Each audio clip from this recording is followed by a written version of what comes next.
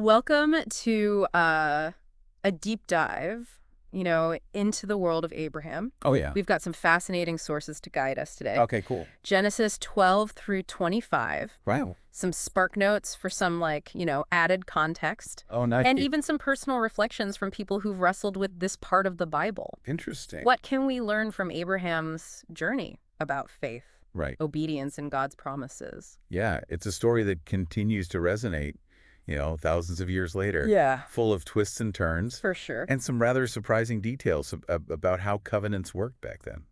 Okay, let's jump right in with Act 1. The call and the challenges. Okay. Genesis 12 opens with this dramatic scene where God tells Abram, that's Abraham's original name, right? Uh-huh. To leave his home, his family, everything he knows, and journey to a new land.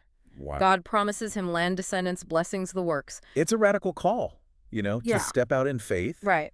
and trust in something unseen. I was going to say, it makes you wonder, what would it take for Right. you to leave everything behind and follow a promise like that? Yeah. And Abram does obey. Wow. But he's not some flawless superhero of faith, right? Yeah. He gets scared in Egypt, Yeah. tells Pharaoh that Sarah is his sister to protect himself. Oh, my goodness. Talk about a risky move. Yeah, those moments of human weakness are what make Abraham so relatable, don't you think? Totally. He's wrestling with doubt and fear just like we do, Yeah. but it's through these very trials Right. that God refines his faith.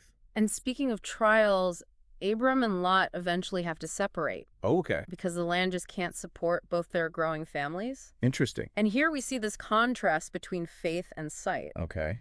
Lot chooses the lush Jordan Valley based on what he sees. Okay. But Abram, he trusts God to guide him, even though he has no idea where he's going. It's a powerful reminder that sometimes faith requires us to let go Yeah.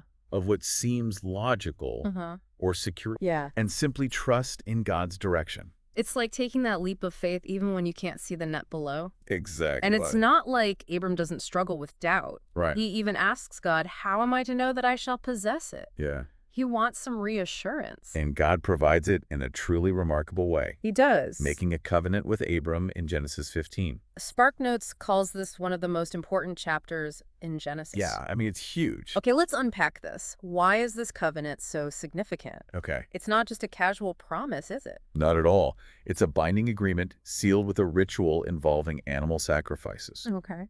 Imagine this. The animals are cut in half, and God, Wow. represented by a smoking fire pot, passes between the pieces. Intense. In Abraham's culture, this symbolized a commitment so strong that if either party broke the agreement, Uh-huh. they would suffer the same fate as the animals. That's intense. It really emphasizes just how seriously God was taking this promise. He's putting his own reputation on the line, guaranteeing the land and descendants to Abram. And here's where it gets even more intriguing. Okay. In this covenant ceremony, Mm-hmm. God makes the promise unconditional. Wow. Abram doesn't have to do anything to earn it.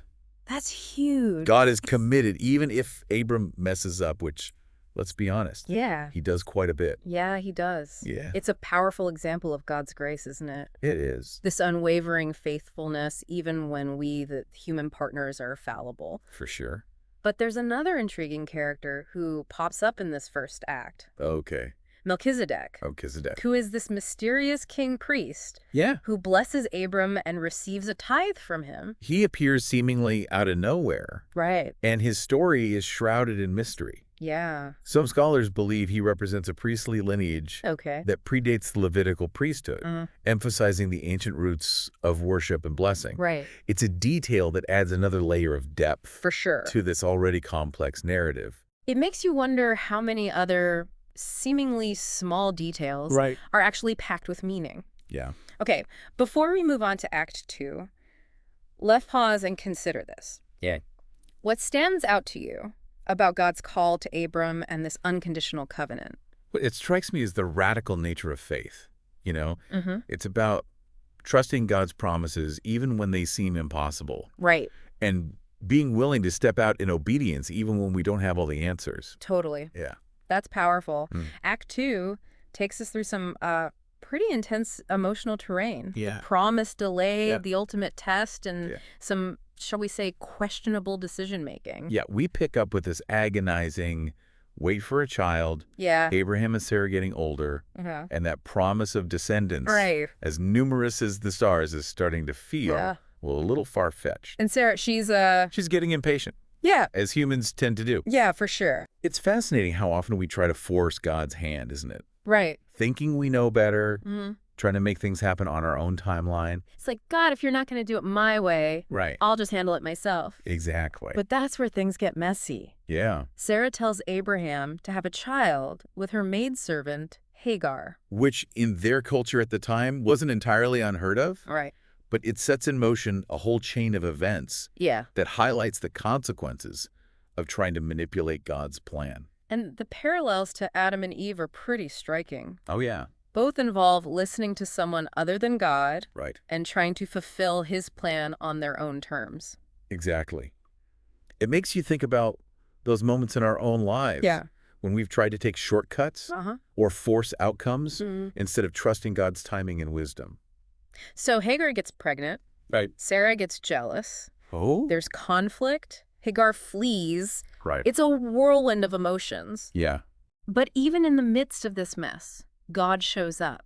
Wow. An angel of the Lord appears to Hagar, telling her to go back Okay. and promising that her son Ishmael will be blessed. It's a beautiful example of God's compassion. Yeah. Even when we make a mess of things, he sees those who are hurting Mm-hmm. and he offers them hope and blessing. Right. Ishmael may not be the promised heir, Right. but he is still a child of God, Yeah. worthy of love and care. God's faithfulness shines through even in our flawed human attempts to fulfill his plan. Yeah. Then, as if things weren't dramatic enough, Yeah. God appears to Abraham again and changes his name. Right. From Abram to Abraham. Wow. What's the significance of this name change? It signifies a new chapter in the covenant relationship. Okay. It's like God is saying, I'm reaffirming my promise, Mm-hmm. and I'm giving you a new identity to go along with it. And to seal this renewed covenant, Yeah. God institutes circumcision as a sign, something that would set Abraham's descendants apart. I'm starting to see how every detail is connected to a larger purpose. It's like a tapestry, Yeah. with each thread contributing to the overall beauty and complexity of the design. But the plot thickens. Oh, boy. Sodom and Gomorrah, where Lot had settled. But let's just say they weren't known for their upstanding morals. Yeah. God decides to destroy them because of their wickedness. It's a sobering reminder of God's justice, Uh-huh. but even in judgment, we see his mercy at work. Okay. Abraham pleads with God to spare the cities, Right. if even a small number of righteous people can be found. It shows how Abraham's relationship with God has deepened. Yeah. He's not just blindly obeying anymore. Right. He's wrestling with God, advocating for others, For sure. and challenging him to live up to his own attributes of mercy and justice. Right. It reminds me that faith isn't just about blind acceptance. It's Yeah. about engaging in honest dialogue with God, even questioning him at times. It makes you wonder, have you ever wrestled with God over a difficult situation or tried to understand how his justice and mercy work together? It's a tension that's woven throughout the Bible. Right. And one that we continue to grapple with today. But even after this profound encounter with God, Yeah. Abraham makes another misstep. He does. He travels to Gerar and tells King Abimelech that Sarah is his sister. Haven't we seen this before? Right. It's like, come on, Abraham, haven't you learned your lesson? But I guess it goes to show that even the heroes of faith are human. Yeah. We make mistakes. We repeat patterns. You're right. We struggle to learn from our past. It's a humbling reminder that we're all works in progress. Yeah, But thankfully, God's grace is bigger than our mistakes. it is. And finally, after what feels like forever, Yeah, the long-awaited moment arrives. it does. Sarah gives birth to Isaac. A miracle. A miracle, a fulfillment of God's promise. A fulfillment of the promise. It's like everything has been leading up to this moment. But as we know, with miracles, Right. often come new challenges. Yeah. And this one is a doozy. In Genesis 22, God asks Abraham to do the unthinkable, sacrifice Isaac. The son he waited a lifetime for. Yeah, this has got to be one of the most difficult passages in the entire Bible. It's tough. It's just so hard to wrap your head around. It's a story that has been interpreted in many ways. Yeah. Some see it as a test of absolute surrender, Okay. a demonstration of Abraham's willingness to obey God, even when it seems absurd. Uh-huh. Others see it as a critique of child sacrifice, Okay. a practice that was sadly common in ancient cultures. Right.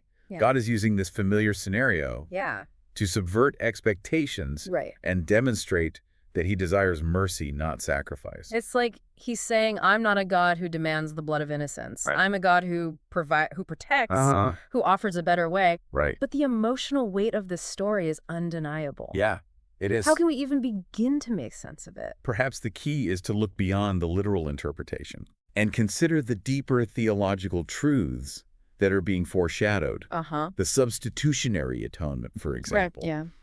The idea that God would ultimately provide a sacrifice in our place, Right. Abraham's willingness to offer Isaac, and God's provision of the ram points forward to the ultimate sacrifice of Jesus on the cross. It's a powerful reminder that God doesn't just ask us to blindly obey. Right. He enters into our suffering. Right. He offers himself as the ultimate sacrifice, and Right. he provides a way for us to experience true freedom and forgiveness. Wow. But before we move on to Act 3, I want to ask you, Okay. how does this story of Abraham, this ultimate test of faith, resonate with you? Have you ever faced a situation where God seemed to be asking the impossible? Right. And where did you find the strength to trust in his provision? These are questions that deserve our thoughtful consideration. Yeah. Because sometimes it's in those moments of wrestling, questioning, and even doubting Right. that our faith grows the deepest. We're back for Act 3 of Abraham's journey, securing the future. After that intense near-sacrifice, things seem to settle down a bit. Yeah. Abraham buys a burial plot for Sarah in Canaan. It's incredibly symbolic, you know. The first piece of the promised land he actually owns. Like putting down roots, a tangible sign of God's faithfulness. A down payment on the future, so to speak. Right. And speaking of the future, Abraham is very intentional about finding a wife for Isaac. Of course, gotta continue the line. He sends his most trusted servant back to his homeland to find just the right bride. Ensuring the covenant continues. The bloodline and the faith passed down. Have you ever thought about how much emphasis was placed on lineage and maintaining those traditions back then?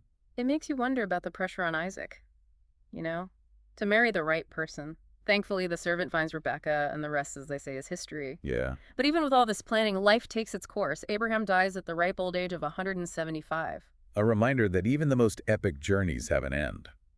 But God's plan, that extends far beyond our lifetimes. It's comforting to think that the story doesn't end with us. Right. And speaking of continuing the story, we get a glimpse of the next generation, Jacob and Esau, Isaac's twin sons. And right there you can sense the drama brewing. These twins represent two very different paths, two ways of understanding God's promises, which will eventually lead to conflict and intrigue. It makes you wonder how Abraham felt knowing the complexities and challenges his descendants would face. It's a reminder that faith is a journey that continues through generations. We pass down our beliefs, our doubts, our struggles, and our triumphs to those who come after us. So let's step back and think about the core themes we've uncovered in Abraham's story. Faith as a journey full of highs and lows, questioning and trusting. Trusting God's timing, even when it doesn't make sense to us, and God's unwavering faithfulness despite our human tendency to mess things up. What really stands out to me is that Abraham wasn't perfect. He made mistakes, he doubted, he even tried to take matters into his own hands. But God continued to work with him to guide him to fulfill his promises. Exactly. It's a message of hope for all of us. We don't have to be perfect to experience God's grace and faithfulness. Our flaws don't disqualify us from his plan. So here's a final provocative question for you to ponder. If Abraham, with all his flaws, is held up as a model of faith, what does that mean for us today? How can we apply his story to our own lives, even if we don't face the same dramatic tests?